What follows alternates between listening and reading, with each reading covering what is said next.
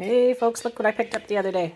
So I've got a variety of squashes here. I'm going to cook this one tonight. It's kombucha, I think it's called. We have green Hubbard squash. We have acorn squash. I have one butternut squash left. These are honeydew, and these are sweet potato. I've never had the honeydew or sweet potato. I have had the Hubbard squash, acorn squash, butternut squash. We're having this one tonight, so we'll taste what this one's like. I hear it's like almost like a nutty flavor. So we'll take a look and see what that's like. And let's follow along. Hey folks, so I'm just about to start chopping of the squash. I'm going to do this is I'm not sure if it's a curry squash or a kombucha squash. Could be one or the other. They look very similar. And I'm just making a sauce for the to spread over it while I cook it in the oven. So we've got cayenne pepper, ground cumin, salt and pepper. I used avocado oil and I used maple syrup as well. I'm just going to give this a stir. Get it all mixed together before we start chopping. Okay, so we'll just let that sit aside. Got some gloves out because we're going to put the sauce on the squash with gloves. Okay, so now we want to cut this in half.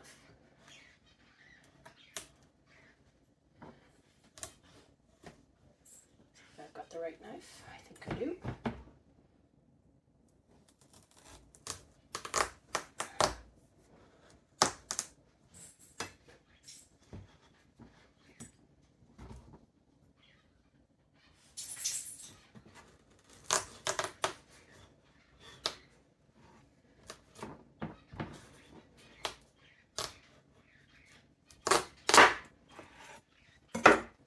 There we go. Okay, so now we want to save these seeds. And I have a great little tool. And this great little tool that I got that you can actually use to scrape out the seeds. So I'm going to dry some of these and save them. And maybe we'll give one plant or a couple plants a try in the garden next spring.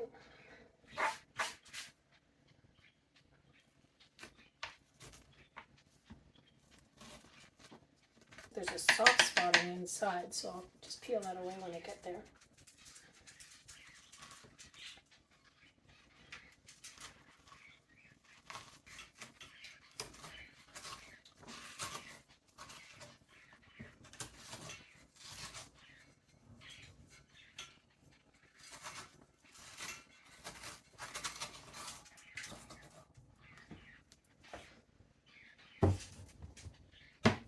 Save a couple of these.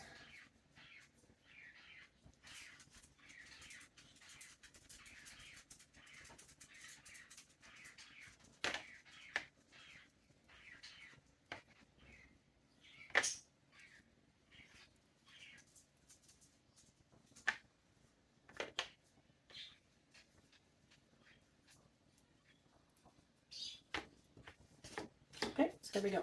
Got some of these saved. So what I'll do is I'll wait till these dry off, and then I can separate them a little bit better. And the rest of these can go into the composter.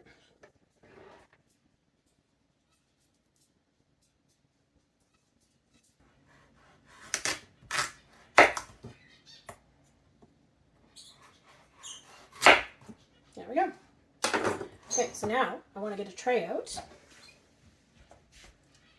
And what we'll do is we'll put these in here.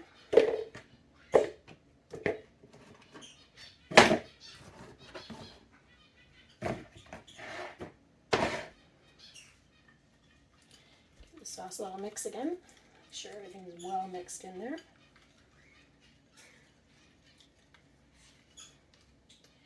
And then we'll just pour it over top of here.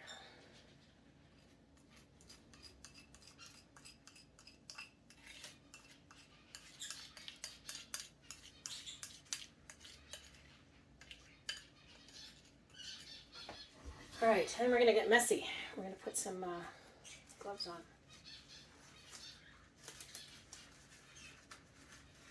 So then we want to make sure that we got this all covered. So let's give it a stir. And I'll rub these on as we're putting them on our paper here.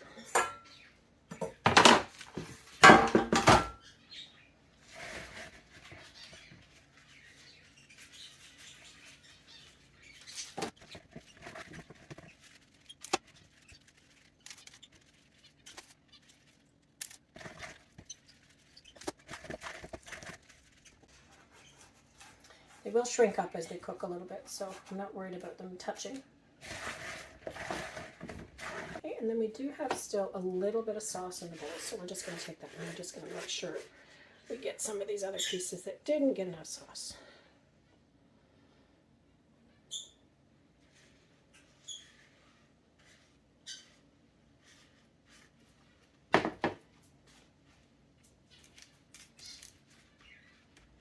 There we go.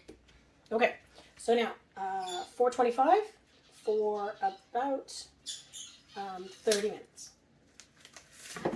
See what it looks like then. And we're having cod with dinner tonight.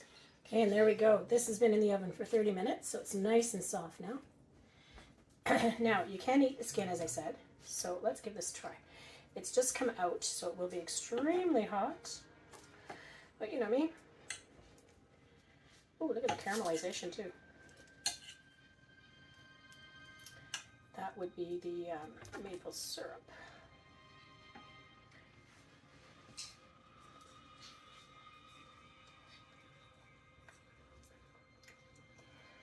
Mmm.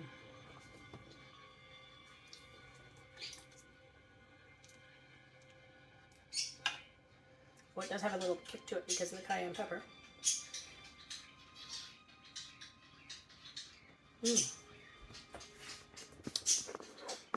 a little chewy on the back because of the caramelization as well, but that's nice. It's got a nice spice to it. I think it'll be too spicy for Cecil though.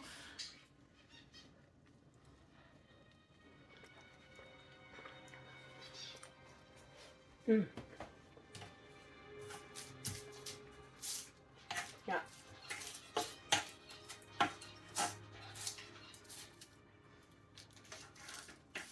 We'll let that go. We'll let that sit for a bit, cool off. The fish is already done. I did cod. I got green beans on the stove, and it is 10 to 5. Cecil will be back in maybe about 20 minutes.